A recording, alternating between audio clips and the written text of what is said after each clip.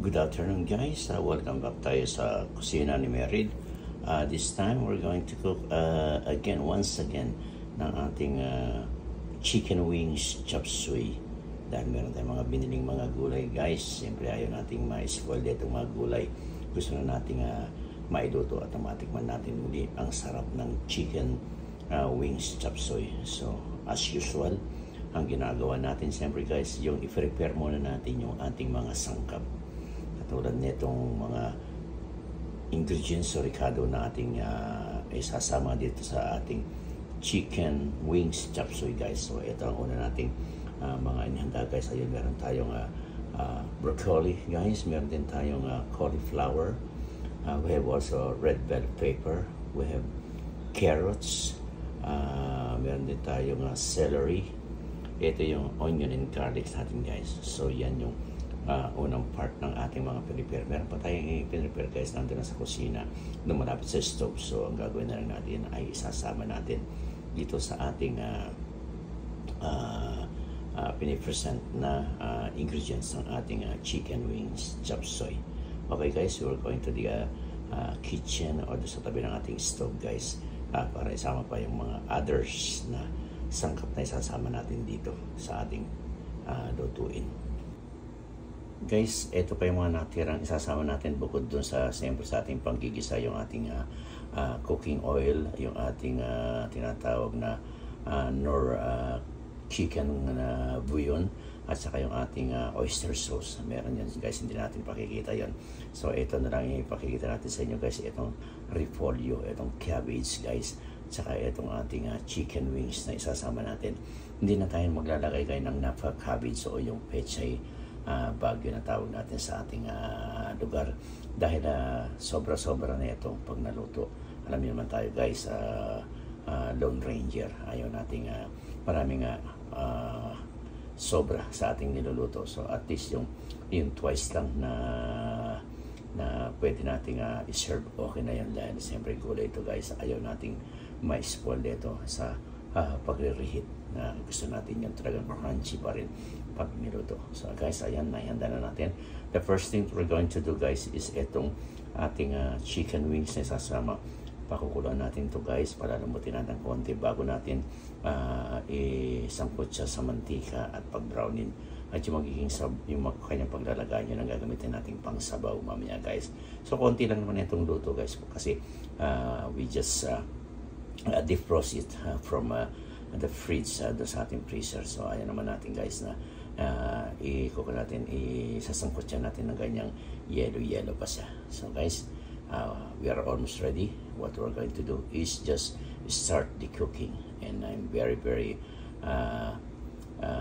thankful to each and every one of you who will be watching my instant chicken wings chop suey.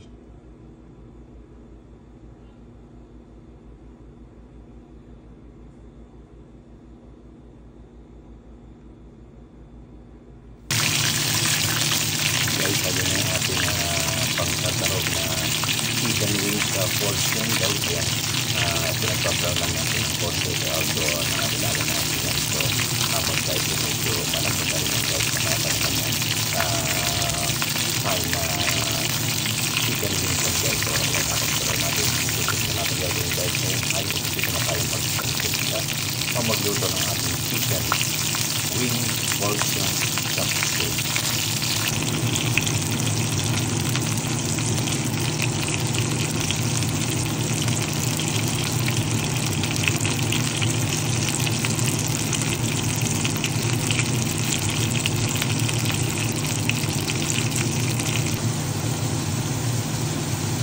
Guys, sinapot na natin yung ating chicken, yung ating bawang sibuyas, sinama na rin natin yung carrots, as well as yung ating celery, at saka ang ating pinagkisa guys, itong Super Swan soy sauce. Meron tayo natin yung Super Swan ito, so yan ang gagamitin natin ngayon.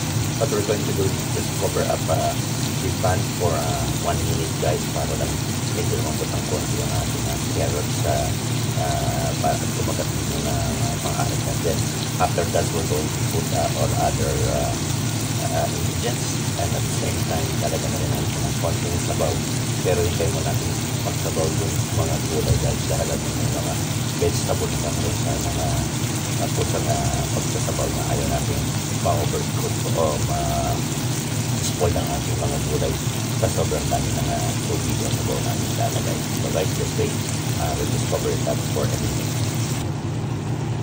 Okay guys, ngayon sinama na natin yung ating broccoli at ating cauliflower as well as yung ating red bell pepper.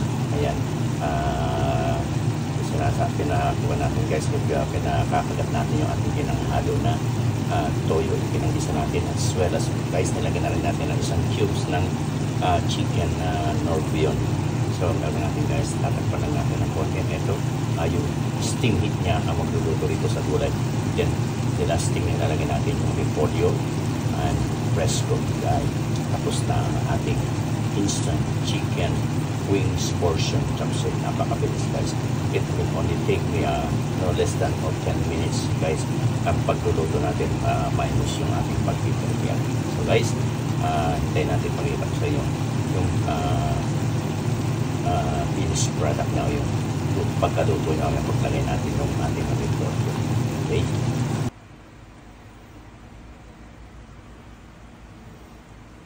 Okay guys, ayan na yung ating chicken wings portion chop suey. Yan, nailuto na natin. Ready for serving. So, ang gagawin natin mamaya ay isi-serve na natin habang mainit pa siya. I think I don't need to eat rice na rito dahil ito pa lang parang gusto ko lang kainin ng walang kasamang rice. Sa tingin ko pa lang ay napakasarap na.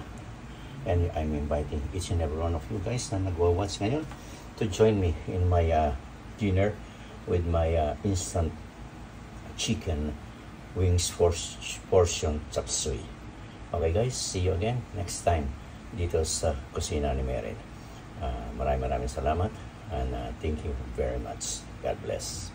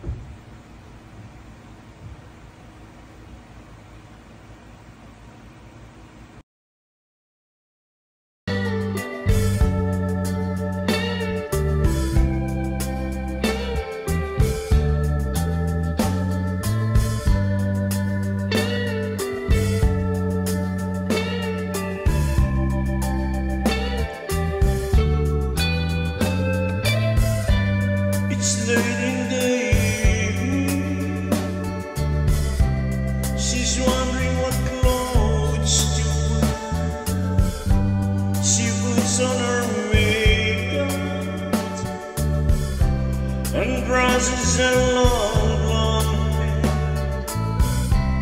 and then she asked me, do I look alright?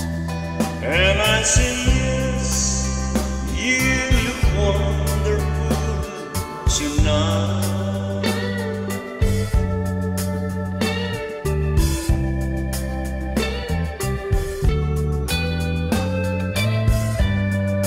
Got to a party, and everyone turns to see this beautiful lady that's walking around with me. And then she asked me, do you feel alright?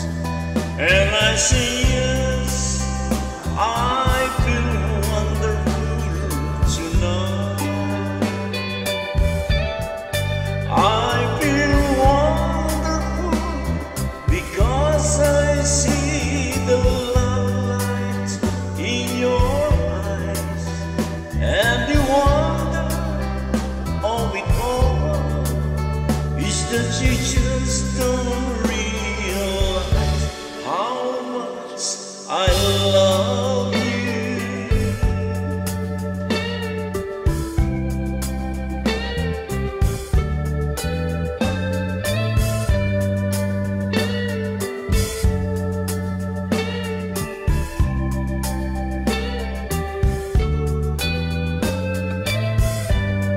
It's time to go home now, and I can't leave it.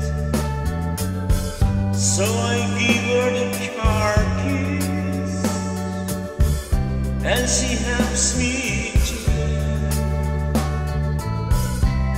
And then I fed her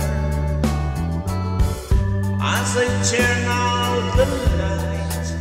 I say, my darling, you